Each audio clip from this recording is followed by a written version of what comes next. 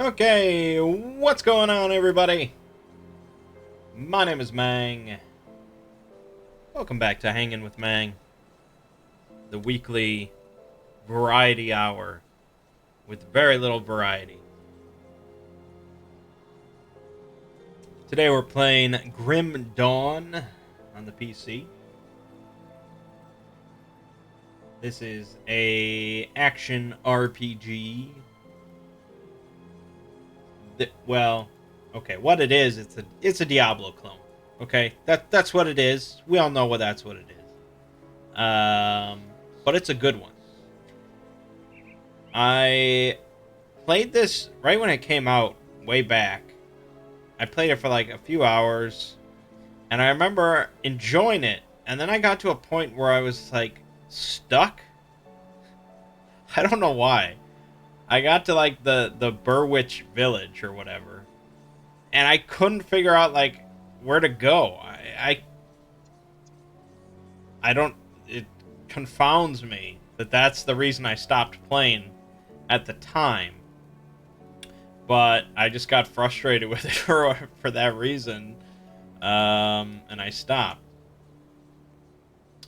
Now, though, it's been along in development for quite some time. They've got a couple expansions out, so I very randomly jumped back in. I was just scrolling through my games list. I was like, oh, Grim Dawn, maybe that's good. Maybe they fixed that issue where I couldn't figure out where to go. And fortunately, I have figured out where to go now. And I've, much like Median XL, I've just been following like a build guide on how to make a cool, badass character. And it's been going pretty good so far. I'm level 31. This is Taco Bitch, the Dervish. And we've been tearing things up, and I've been enjoying myself. It's a very solid game.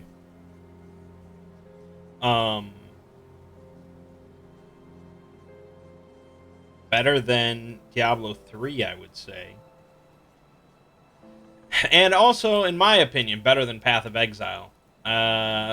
I'm sure plenty would disagree. I've tried plenty of times to get into Path of Exile. I just can't do it. I don't know. It's just like, I don't know, the leveling system or something. It just does not appeal to me in some way. Every level seems so minor. I don't know. It just, I can't get into it. I can't get into it. But this one feels good. It feels like Diablo, and I like it. So that's what's going on with that.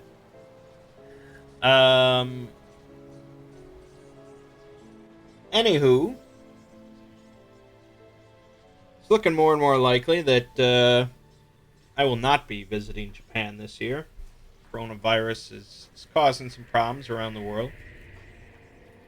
And I'm sure plenty of people still think it's overblown and all that. Blah, blah, blah. And I mean, I'm sure it's overblown a little. Because the media, of course, has to... I mean, they gotta talk and talk and talk. But it's not nothing. And they actually postponed GDC this year because of the corona. Well, sort of. Basically, all these companies were backing out because of the coronavirus issue. Sony, Facebook, Oculus, Epic, Hideo Kojima decided not to go.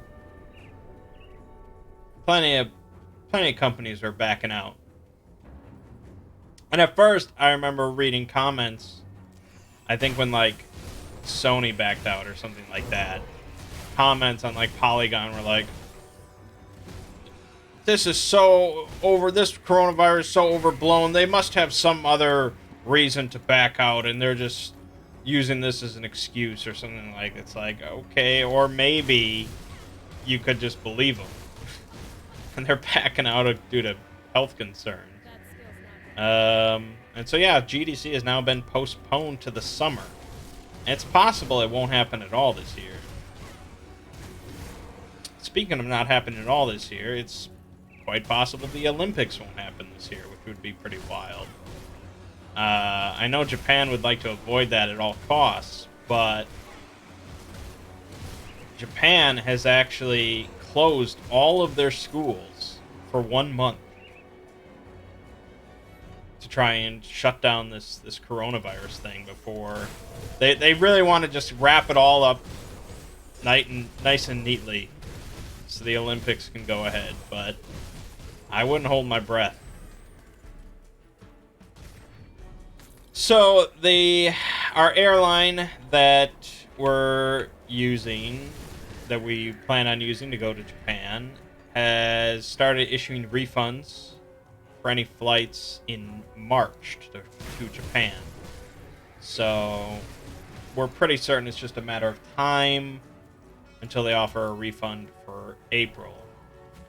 And that's really the only reason we haven't, like, officially canceled. Is because we can't yet get a refund.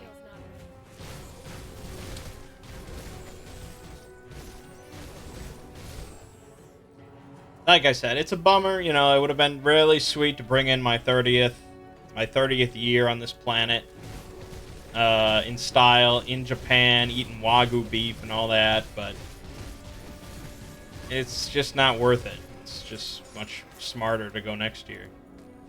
And you know Japan's going to take a real big fucking hit on their tourism this year. But that's the way the cookie crumbles.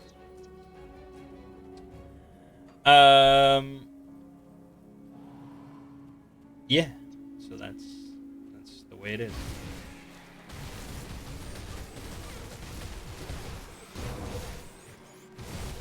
Anyways, moving on.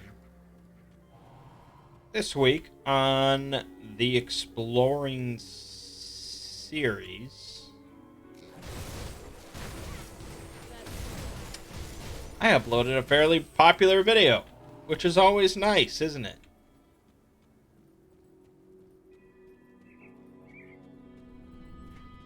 I uploaded a video on SCP-5000. Why? Why? It turned out to be... I can't say for certain if it set a record for me for the first 24 hours. It either set the record or it came very, very close. The only one that was in contention was my video on the Hanged King.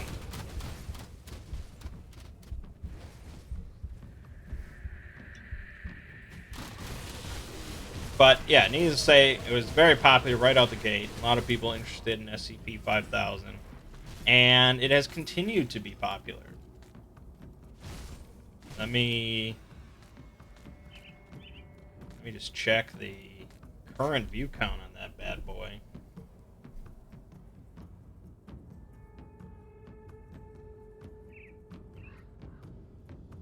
$287,000 views.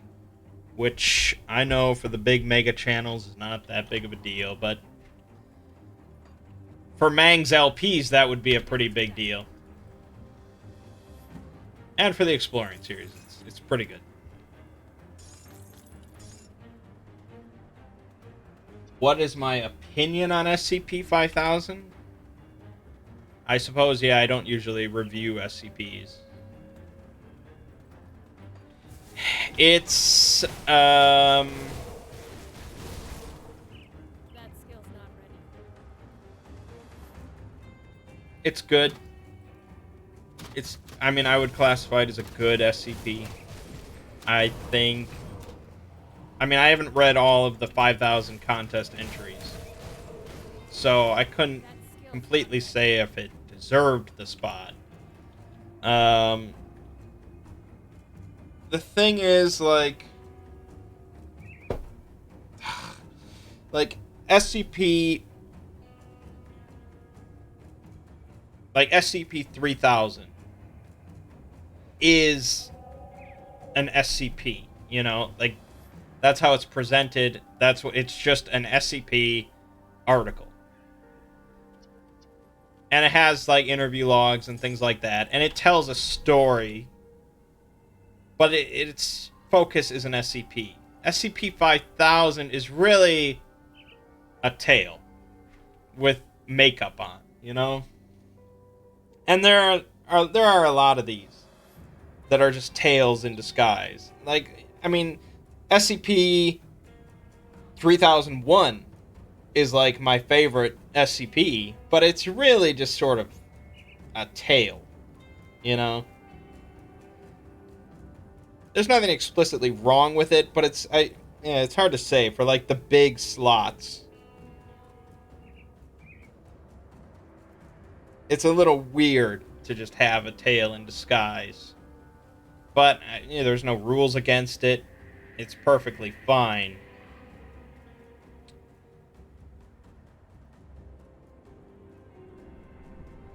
I guess the sanctity of the thousand slot. There's not much sanctity to it.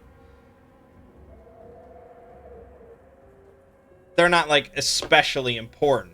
SCP-2000 is obviously important to a lot of its presence is anytime there's any problems, people are like, oh, what about SCP-2000? And SCP-3000, it's a source of the powerful amnestic. So it's like, okay, we have explanations.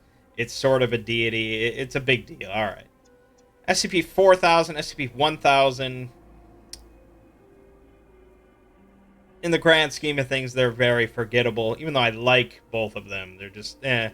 And 5000, it's basically just this alternate timeline tale. Yes, it has ramifications, but it could be any number. It could be anything. And pretty much most of the 5000 entries could be anything. It's good. I enjoyed reading it. I enjoyed making the video about it. But I wouldn't probably rank it as one of my favorites. It's mostly interesting just for, like, the premise, really. It has a great setup of what if, the Foundation just suddenly turned on humanity. But as people have pointed out, it's sort of like, well, if they wanted to wipe out all humanity, it's pretty simple. They could just walk into the death cave and then walk back out and boom, everything's dead. So it's good, I guess, is how I would sum it up. Anyways, bottom line is it's a popular video, and that's what matters to me personally as the Exploring series. And it was funny, with that whole declassification thing. Generally, when I do a video, it's on like an old topic. There's generally not many mysteries that I have to solve as part of my video creation. Whenever I do an SCP that's sort of like weird, I write the script. I make my best interpretation of trying to figure it out. And then I look at what other people say. Like if there's a declassified article on it, I'll read it afterwards. Just in case, if I got something really wrong and stupid, there's no point in me sounding stupid. Just for my own pride. So I'll change something if I'm just dead wrong. This one, though, was a little different. There was no declassified. There really was no complete answer to SCP-5000 when I was working on the video. There was a lot of guesses, but those guesses were as good as mine. Can't do that yet. And I knew Yossi was working on the declassified, but he was pretty tight-lipped about answers. And I just didn't feel like talking to the author. It seemed sort of wrong. That skill's not ready. I'd rather keep it open-ended for the sake of the video than just have the author tell me everything. So, what ended up happening then was I published the video on Patreon. Then the next day, Yasi put out the declassified, and then my video went public. So it sort of made me look stupid a little bit. Although, as it turns out, plenty of people don't actually like the actual, like, explanation.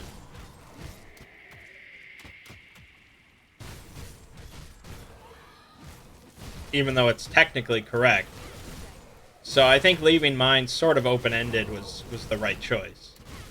And it's kind of funny because that influenced my script a little bit for my next SCP, which was 5999.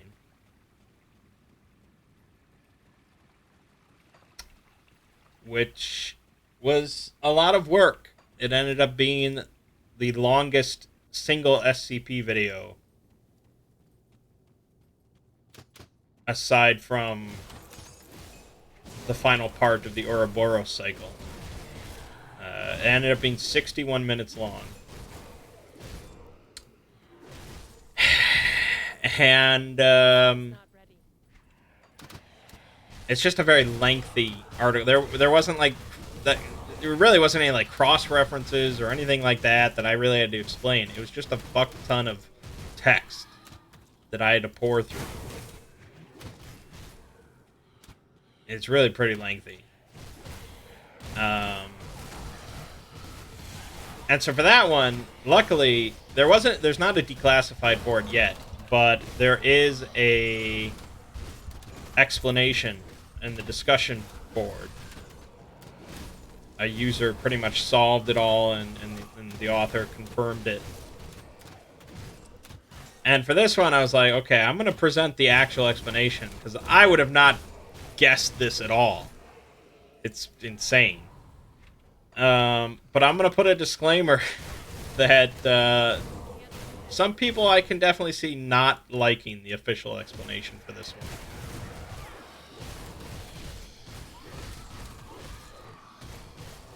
Either way, it's a 61-minute video. People usually like that shit, so... But it burnt me the fuck out, man. I was originally planning to work on a D&D video this weekend, but I just desperately needed the break after those two videos back to back. I'm also, for the polls, I decided to give the 5,000 contest entries a break, so I could give myself a break. And I'm not exactly sure what the next one is going to be. Maybe the Syncope Symphony or whatever.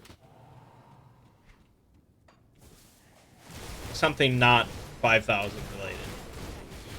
But then I'm sure we'll jump back. I mean, as far as the channel is concerned, the 5,000 contest has been pretty great. There's a wealth of really lengthy, complicated articles, which is my bread and butter.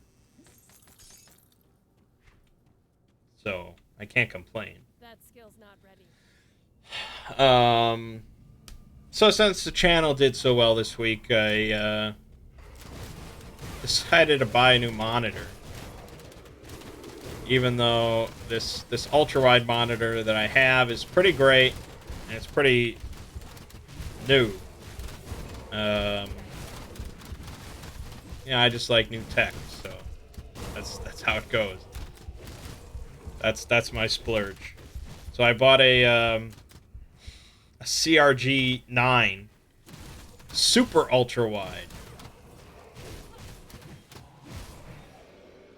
It's a 49-inch monitor, but it's 32:9 ratio. You can look it up if you're really interested, but it's basically like two normal widescreen monitors next to each other with no bezel in between. That's basically what you get. Can't do that yet. It's almost more like an experiment to see if I possibly like it. As far as like working is concerned and stuff, and like just like normal tasks, I think it's going to be pretty sweet. Like, just having everything laid out in one monitor with no concerns really about space or like panning my head 90 degrees to look at a second monitor, because I don't have like a fancy multi-monitor setup with a mount and all that. So that'll be pretty sweet. Gaming on 32x9. I watch a bunch of videos about it. For some things, it seems really impressive and cool. Other things, it's probably sort of nauseating. We'll just have to see. I can promise you this, though. I'm not going to upload any videos. I mean, maybe one if people are really interested, but there's plenty of others you can find. I'm not going to upload any videos in 32x9.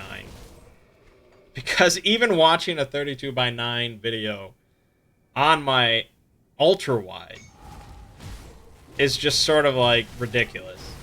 So, since most people just have normal widescreen, it would be ludicrous. So I won't do that. I might still upload, probably still will upload in ultra-wide, which is what you're watching now. I know that's also not ideal, but consider it an encouragement to someday upgrade to ultra-wide in your future.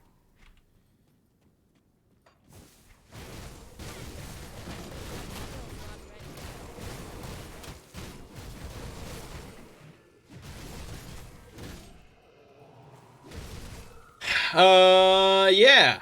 Anyways, I also bought a new chair. I haven't gotten the monitor or the chair yet, but the chair, you know, I've been using like a, what the fuck am I using? A DX Racer, that's right. I've used a couple DX Racer gaming chairs. And, you know,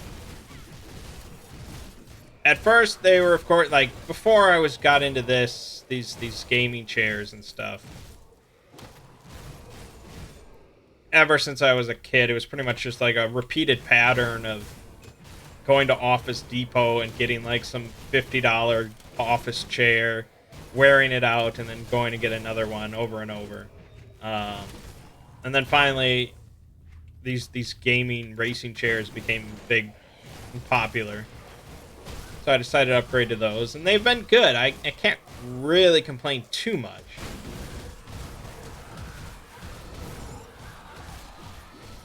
They're not exceptionally cheap. I can't do that yet.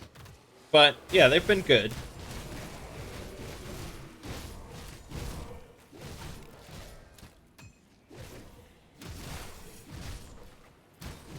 But now that I'm some super big, popular YouTube man, you know, I want an adult, nice office chair.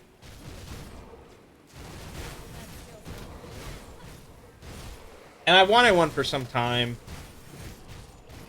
I've looked at like the Herman Millers and the steel cases, stuff like that. Haven't really ever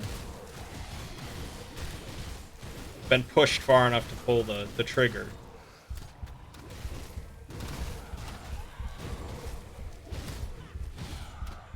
But I notice now that my current DX Racer, the seat cushion's getting a little hard, a little packed. So I was looking at the steel case Leap. It's just sort of funny, like, it looks so basic, you know? But it's like, I don't, you know, what do you really want a good chair to look like? It doesn't need to look like a space pod or something, so it's just funny. My DX Racer looks so, it stands out so much, and it looks like, wow, that's gotta be an expensive chair. Whereas the Steelcase Leap just looks like an Office Depot chair. Maybe like a nicer one. As I was pondering about just ordering one from their website, and it's like the price is pretty up there for something I've never sat in. I don't even know if I'll like it. Looks sort of basic. So I decided to buy a refurbished one on eBay for like $1,000 less. Um, and we'll see. I mean, it's not going to be as good as a brand new one from the site, from the company itself. But it should give me an idea, I hope, of the chair's potential. So we'll see. You know, having a good chair, having a good bed, these are pretty important things. Um, you know, like most people throughout my youth, I didn't really give a shit. I was like, oh, my body's perfectly fine. We don't need to spend money on that nonsense. Just sleep on a brick. But, yeah, you get older. All right. Moving on to Mangg's LPs. We had Metroid Prime 2. Continuing on. And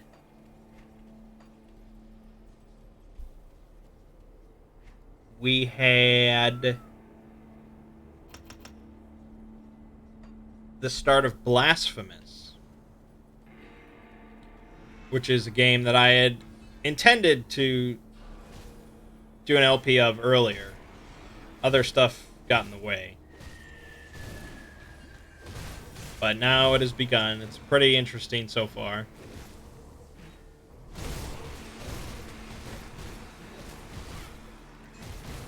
And we also had our the first episode of Two Brothers Play was uploaded last night. It was recorded last night and it was uploaded last night very promptly. Partly because I didn't really have almost any editing to do. It is meant to be an edited series, but the editing is going to be like if we die and then we have to like redo a stage or something like that, or backtracking. Um, Things like that. I could have edited out some stuff, I suppose, just to make it like a 45-minute video.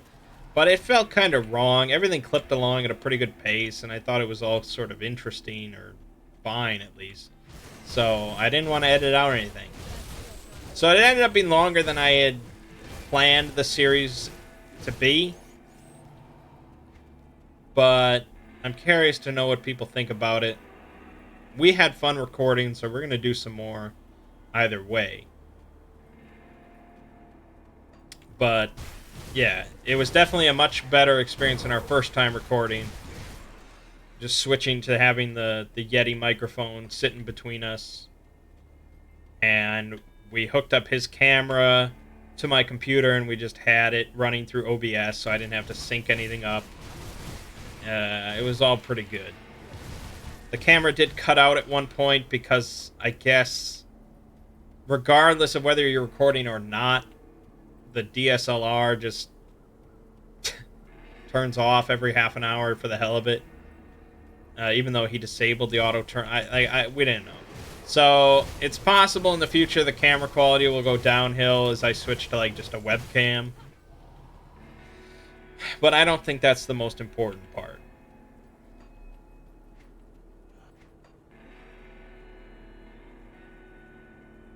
Either way, it was fun. We enjoyed it. We're gonna try to make it a weekly thing.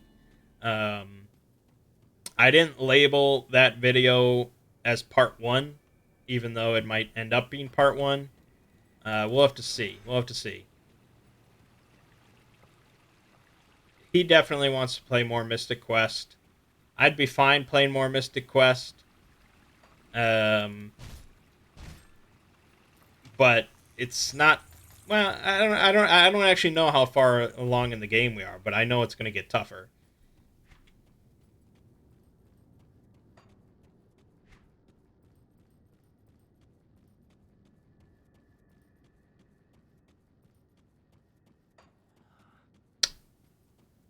Anywho, it's March 1st now. It's not looking like I'm going to do an LP of the new Ori game or Neo 2 or anything like that. I think it's going to be Blasphemous until Doom Eternal. So we're going to go from Blasphemous into Doom Eternal, which is sort of fitting, I guess.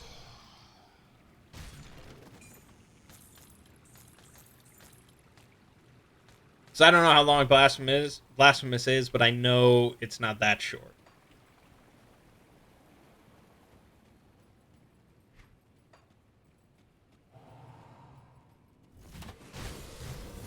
Can't carry it.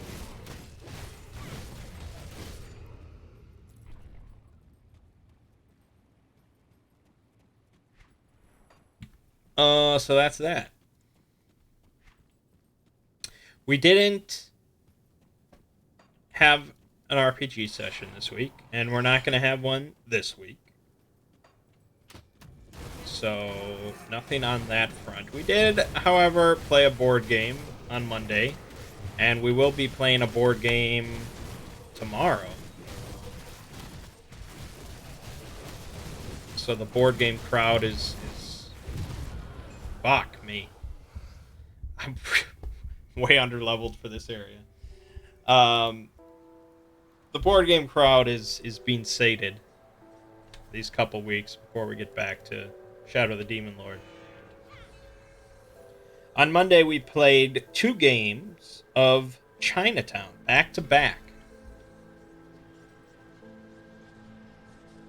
The choices was pretty much between Chinatown or BSG, Battlestar Galactica, depending on player count. It ended up being Chinatown. But Chinatown is a game that I enjoy still. I mean, that's one of the few games that I don't mind playing twice back to back. I mean, that's pretty rare. But it's not like it's a social game. That's pretty much what I enjoy as far as board games are concerned at this point. Something that really flexes the social element, where you can freely shout at each other and wheel and deal and connive and betray. I mean, I like that shit. Where I'm not bogged down with like, oh, this strategy is better than this strategy. I just don't care for any of that. Because, if I want to, like, have strategy and solve things and figure out what's best, that's for RPGs for the most part. But I also like to connive and wheel and deal and stuff like that in D&D. So, so if you're not familiar, Chinatown is basically the game Monopoly wishes that it was. Where you are getting property and you are trading and you're trying to make the most money off of your properties and off of trades until the end of the game, and then whoever has the most money wins. That's I mean, trades are completely open-ended, and all that really matters is whoever has the most money at the end wins. And Chinatown's not perfect. Like I said at the time that, like, there's definitely room in the world for a Chinatown 2.0 where they fix some issues. The main issue with Chinatown is that things can be really mathed out. Things can be calculated, and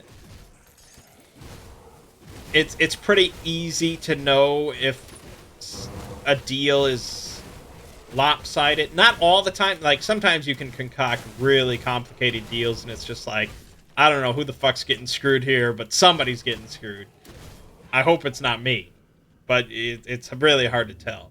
That happens sometimes. Those are fun deals. But other times it's like, okay, you're making 60,000 from this. Give me 40,000. Blah blah blah. And it's like, no, fuck you. I'll give you 20,000. It's like, this, you're stupid. That doesn't make sense. Give me 40,000. We both make money. Blah, blah blah blah, or stuff like that. Or 30. Give me 30,000. We each make 30,000. Isn't that great? And so on and so forth. Things can get mathed out, but we had a lot of fun. We had a lot of laughs. It's just a good experience. And it's not often that I have a great board game experience. So that was good. Tomorrow we're playing a game called Richard the Lionheart that Ziggy's excited about.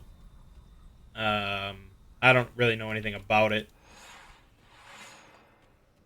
It involves Robin Hood, I guess. I don't know.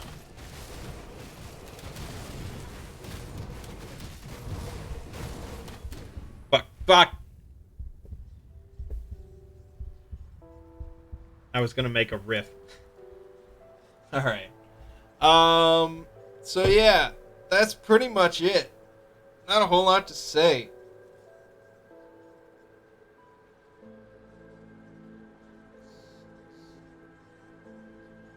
Um,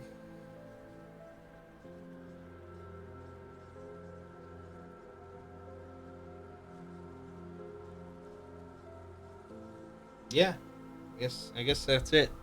Oh, I did.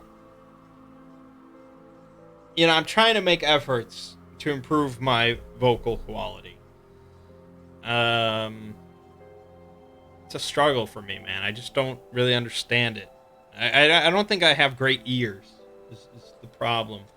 But I know that my office is not perfect, like for acoustics. So I got this like isolation box. Really, it's not a box. It's like a curve. So it boxes in the microphone like 180 degrees or so with soundproof foam. So you just like place this around your microphone. And so the I recorded the 59.99 video with this isolation foam. So I can't even really tell if it sounded good, I guess, to my ears. It sounded as good as it ever has. So I think that's good. But I don't know if people are really going to be like, "Oh wow, that sounds great." I just don't know what to do other than having like a studio, like some sound booth, and hiring some like guy for 40,000 a year to just like make my microphone perfect. I don't know what else I can do, but other people just sound so much better than I do. It sounds like some deep bassy and just so smooth and like I should probably just ask the Volgan. He always sounds pretty good. I think he knows his shit. But I don't know how well you can communicate that other than just, you got to fiddle with your settings and you got to do all this and keep testing until it sounds good. It's like, I don't know what fucking sounds good. I guess I do. I just don't know how to achieve. I don't know. It annoys me. Honestly, it's the worst part of my job, but I've been doing all right as it is, so I can't complain too much.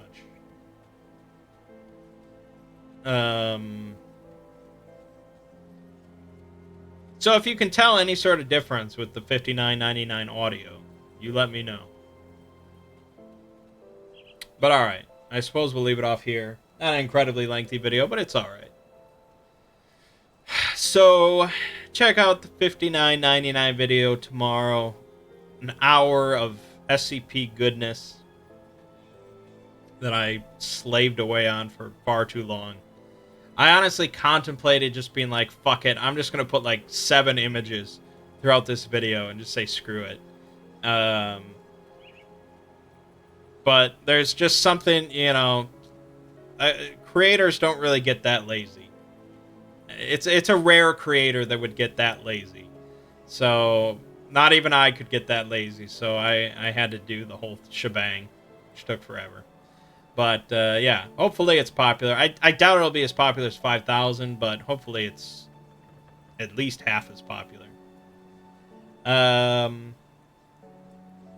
We got more Blasphemous coming this week, more Metroid Prime 2, and hopefully next Saturday night, another Two Brothers Play. Again, probably Mystical Ninja, unless people comment and say they really would prefer to see something else. I think we're pretty flexible. But alright, my name is Mangg. This has been Hanging with Mangg. I'll see you fine folks next week.